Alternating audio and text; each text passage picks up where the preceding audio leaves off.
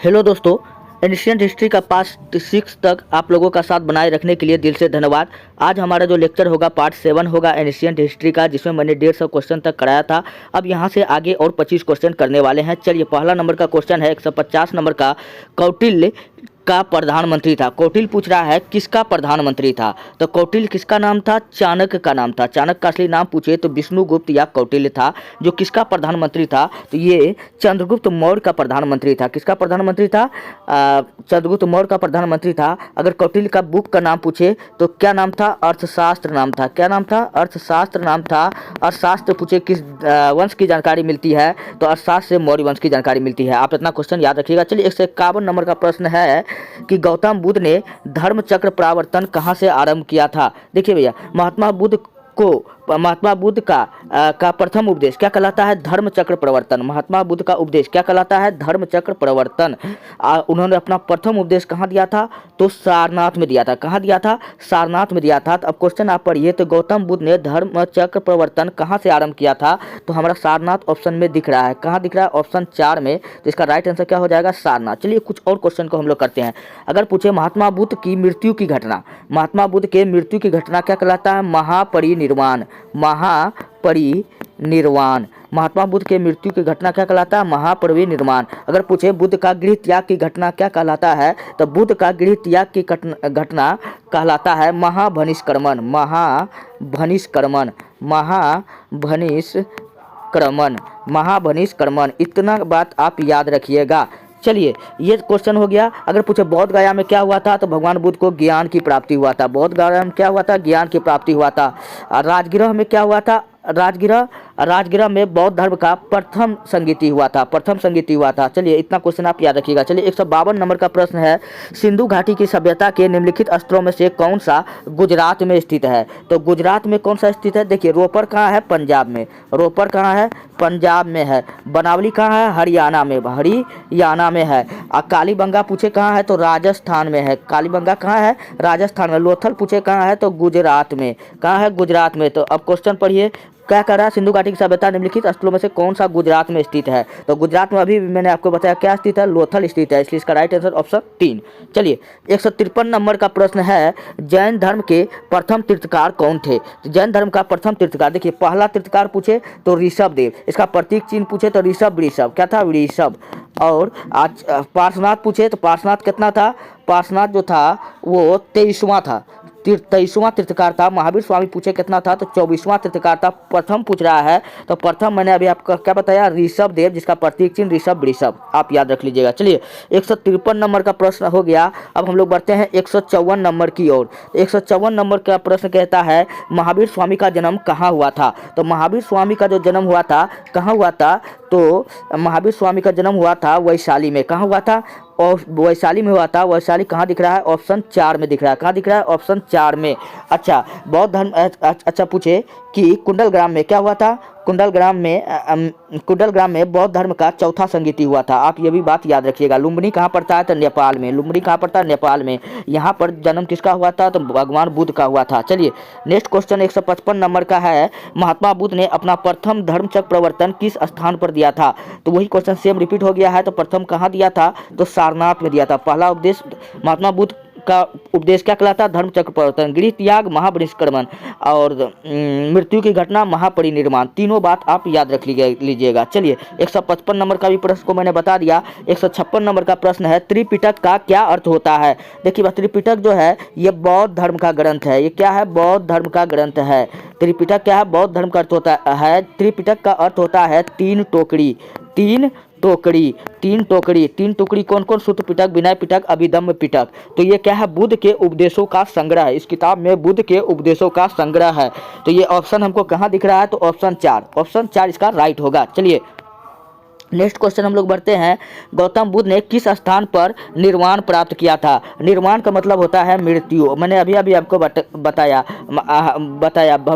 भगवान बुद्ध की मृत्यु की घटना क्या कहलाता है? महापरिनिर्वाण। महापरिनिर्वाण पूछा किस स्थान पर हुआ था? तो 483 BC में। 483 83 BC में हुआ था। कहाँ हुआ था? कुशीनगर में हुआ था। कहाँ हुआ था? कुशी में हुआ था। चलिए आप ये भी बात, लुम्बिनी में क्या हुआ था? जन्म हुआ था। आप ये भी बात याद रखिएगा। चलिए 158 नंबर का प्रश्न है, प्राचीन भारत में किस वंश का शासनकाल स्वर्ण युग कहा जाता है? देखिए प्राचीन भारत में गुप्त वंश को कहा जाता है। किस वंश को कहा जाता है? गुप्त वंश को कहा जाता है। अच्छा, गुप्त वंश ने सर्वाधिक सोने के सिक्के जारी किए थे। सर्वाधिक सोने का सिक्के जारी करने वाला अगर वंश पूछे तो गुप्त वंश था। कौन वंश था? गुप्त वंश था। अच्छा, मौर्य के बाद कौन सा वंश भारत में राज किया? तो शुंग वंश ने राज किया था। आप ये भी बात याद रख लीजिएगा। चलिए 159 नंबर का प्रश्न है, 159 नंबर का प्रश्न आपके सामने है, प्राचीन सांख्य दर्शन में किसका महत्वपूर्ण योगदान है? देखिए चारवाक दर्शन का पूछे तो चारवाक ने, किसने स्थापना किया था? चारवाक ने स्थापना किया था। गौतम का पूछे किसने किया था? तो न्याय दर्शन का स्थापना पूछे किसने किया? तो महर्षि गौतम ने किया था। नागार्जुन, अच्छा नागार्जुन को हम लोग भारत का आइंस्टीन कहते हैं। भारत का आइंस्टीन कहते हैं। कपिल पूछे किस दर्शन का स्थापना किया था? तो सांख्य दर्शन। किसका किया था? सांख्य दर्शन का स्थापना पूछे तो कपिल ने किया था। अब क्वेश्चन पढ़िए, प्राचीन सांख्य दर्शन में किसका महत्वपूर्ण योगदान है? तो सांख्य दर्शन का जिसने स्थापना किया था उसी का तो योगदान होगा। तो इसका राइट आंसर क्या हो जाएगा? Option A Kapil. चलिए 160 नंबर का प्रश्न है, भारतीयों के लिए महान सिल्क मार्ग किसने आरंभ किया था? देखिए भैया सिल्क मार्ग को हम लोग कहते हैं रेशम मार्ग। रेशम मार्ग, रेशम मार्ग। और रेशम मार्ग का पूछे किसने किया था? तो कनिष्क ने किया था। किसने किया था? कनिष्क ने किया था। चलिए कनिष्क को हम लोग बोलते हैं दूसरा अशोक। क्या कहते हैं? दूसरा अशोक। चलिए क्योंकि ये भी बौद्ध धर्म को अपनाया था। ये भी बौद्ध धर्म को अपनाया था। कनिष्क के समय में बौद्ध धर्म का चौथा संगीति हुआ था। चौथा संगीति पूछे किसके काल में हुआ था? तो कनिष्क के काल में हुआ था। चलिए 161 नंबर का प्रश्न है, 161 नंबर का प्रश्न आपके सामने है, निम्न में से कौन सा क्षेत्र अशोक के साम्राज्य में सम्मिलित नहीं था? तो अशोक के साम्राज्य, अशोक तो बिहार का पटना पाटलिपुत्र में था, तो बिहार तो सम्मिलित था ही। सम्मिलित था ही। कलिंग पर तो अधिकार कर लिया था। कलिंग जो कहाँ पर था? उड़ीसा में। अफगानिस्तान में यहाँ भी स्तूप मिलवे किया है। श्रीलंका में इसका अधिकार जो था वो नहीं था, क्योंकि श्रीलंका में इन्होंने अपना एक बेटा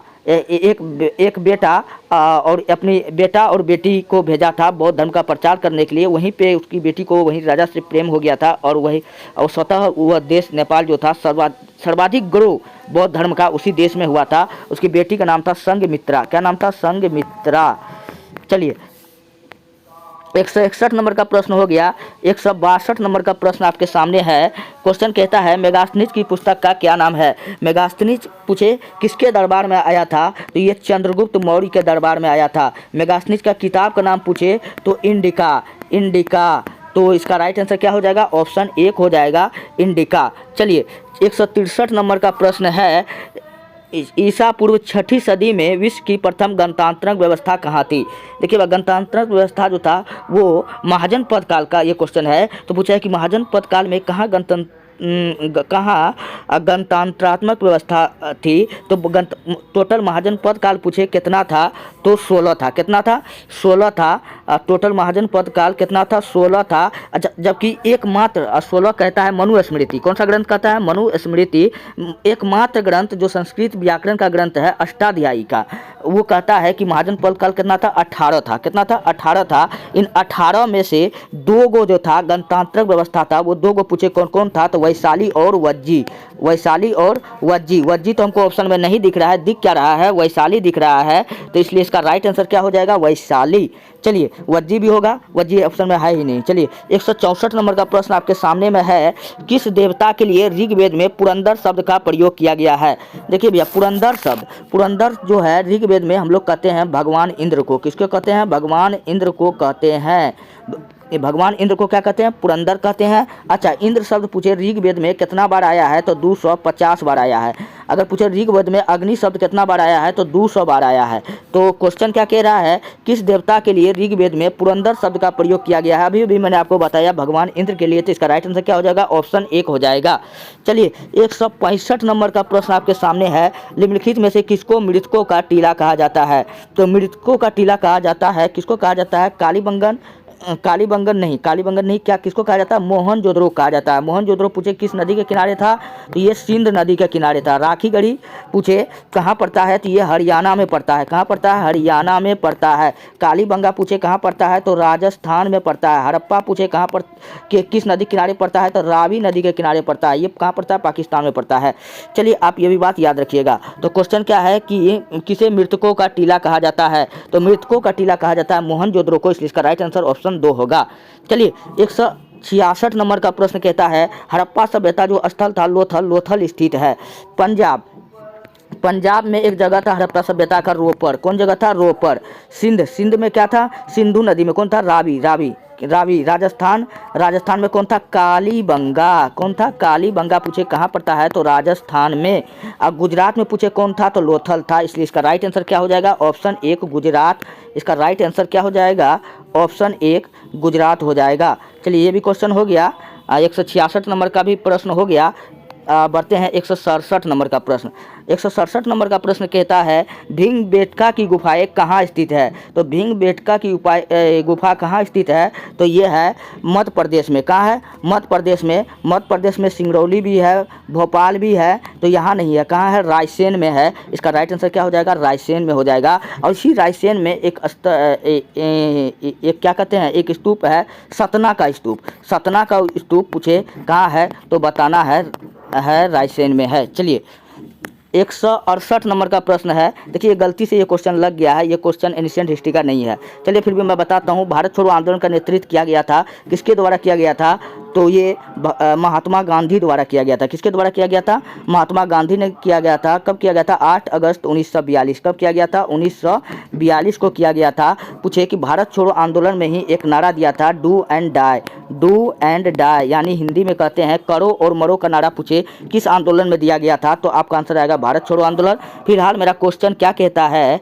क्वेश्चन कहता है कि भारत छोड़ो आंदोलन का नेतृत्व किया था, तो किसने किया था भैया? महात्मा गांधी ने किया था। ये भी हो गया। सरदार वल्लभ भाई पटेल को हम लोग भारत का बिस्मार्क कहते हैं। भारत का बिस्मार्क पूछे किसे कहते हैं? तो सरदार वल्लभ भाई पटेल को कहते हैं। चलिए नेक्स्ट प्रश्न आपके सामने में है भुवनेश्वर और पुरी के मंदिर किस शैली में है? देखिए भैया भुवनेश्वर और पुरी देखिए कहाँ पर है, ये किस शैली में है? तो हमको पता है मंदिर बनाने के लिए 3 शैली होता है, नागर शैली, द्रविड़ शैली और बेसर शैली। मंदिर का निर्माण यही तीनों शैली से होता है।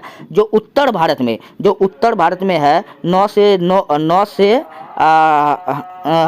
नागर, 9 से नॉर्थ मतलब क्या होता है? उत्तर। तो उत्तर भारत में जो मंदिर बनाने की शैली था वो कौन था? नागर शैली था। और उड़ीसा पुरी कहाँ पड़ता? भुवनेश्वर और पुरी के मंदिर जो है वो कहाँ पड़ता है? उत्तर भारत में पड़ता है, इसलिए इसका क्या हो जाएगा?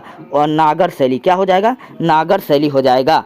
चलिए 169 का प्रश्न हो गया। 170 नंबर का प्रश्न है अशोक के प्रस्तर अभिलेख के प्रतीक थे। अशोक का जो अभिलेख था वो किसका प्रतीक था? राजनीति का प्रतीक था, राजनीतिक व्यवस्था का प्रतीक था। गलत बात, ये भी नहीं था। धर्म का भी प्रतीक नहीं था, अर्थव्यवस्था का भी नहीं था, प्रशासन का प्रतीक था। किसका प्रतीक था? सम्राट अशोक के प्रशासन का प्रतीक था।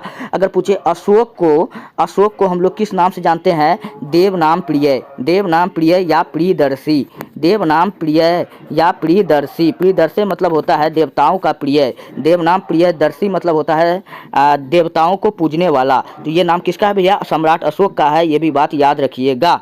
चलिए 171 नंबर का क्वेश्चन आपके सामने में है। क्या है? जूते हुए खेत का प्रमाण सिंधु सभ्यता में किस स्थान से मिला है? तो ये मिला था राजस्थान से। राजस्थान में कौन जगह पड़ता है? तो कालीबंगा पड़ता है, इसलिए इसका राइट आंसर क्या हो जाएगा? कालीबंगा। लोथल कहाँ पड़ता है? गुजरात में। कहाँ पड़ता है? गुजरात में। आलमगीर पूछे तो आलमगीरपुर का खोज अगर पूछे तो यज्ञदत्त शर्मा। तो इतना आप याद रखें। दमा बात करने से पहले बहुत बार बता चुके हैं। चलिए 172 नंबर का प्रश्न है निम्नलिखित में से कौन सा एक उपनिषद के उदय का अत्यधिक उपयुक्त कारण है? उपनिषद के उदय का क्या कारण था? औद्योगिक विकास, धर्म सुधार, सामंतवाद और कृषि क्रांति। कृषि क्रांति नहीं होगा इसका आंसर, औद्योगिक विकास भी नहीं होगा, धर्म सुधार में सामंतवाद हो जाएगा। तो 172 नंबर का आंसर कहाँ यहाँ पर क्या होगा? राइट होगा। 173 नंबर का प्रश्न आपके सामने में है सिंधु घाटी सभ्यता की अधिकतर मोहरें निर्मित है। सिंधु घाटी की सभ्यता में जो मोहर होता था किसका बना होता है? अगर पूछे सिंधु घाटी सभ्यता में मुहर या मुद्रा मोहर या मुद्रा। मुद्रा किसका बना होता था? तो ये बना होता था सील खड़ी का। किसका बना होता था? सील खड़ी का। तो यहाँ क्वेश्चन क्या पूछा है? सिंधु घाटी की सभ्यता के अधिकतर मुहरे निर्मित है, तो कहाँ से? इसका राइट आंसर क्या हो जाएगा? सील खड़ी से। चलिए 174 नंबर का प्रश्न है, गौतम बुद्ध ने धर्म चक्र प्रवर्तन कहाँ से आरंभ किया था? भगवान बुद्ध का धर्म चक्र प्रवर्तन प्रथम उपदेश, महात्मा बुद्ध का उपदेश क्या कहलाता है? धर्म चक्र प्रवर्तन, गृह त्याग, महाबनिष्कर्मण, मृत्यु, महापरिनिर्वाण। यहाँ पूछ रहा है कि उपदेश की बात कर रहा है, तो उपदेश उन्होंने कहाँ दिया था? प्रथम तो सारनाथ में दिया था। कहाँ दिया था? सारनाथ में दिया था। इसका राइट आंसर क्या हो जाएगा? सारनाथ हो जाएगा। श्रावस्ती में सर्वाधिक विश्राम महात्मा बुद्ध ने किया था, और राजगृह में बौद्ध ग्रह का चौथा संगीति हुआ था। बौद्ध ग्रह का चौथा संगीति हुआ था। इतना क्वेश्चन आप याद रखिएगा। चलिए 175 नंबर का प्रश्न है, सूती वस्त्र के साक्ष्य प्राप्त हुए हैं। देखिए भैया, सूती वस्त्र का जो साक्ष्य प्राप्त हुआ था, मैंने आपको बताया था। एक लड़का है मोहना, क्या नाम है? मोहना। वो क्या था? पंडित था। तो वो सुबह सुबह क्या करता था? स्नान करता था। सुबह सुबह स्नान करता था और खैबो करता था पूरा दबा करके। तो स्नान से याद रखना, स्नानागार कहाँ मिला है? तो मोहनजोदड़ो में। बेहद बड़ा स्नानागार पूछे कहाँ मिला है? स्नानागार। और खैबो करता था दबा दबा के, तो पूछना है अन्नागार भी कहाँ मिला है?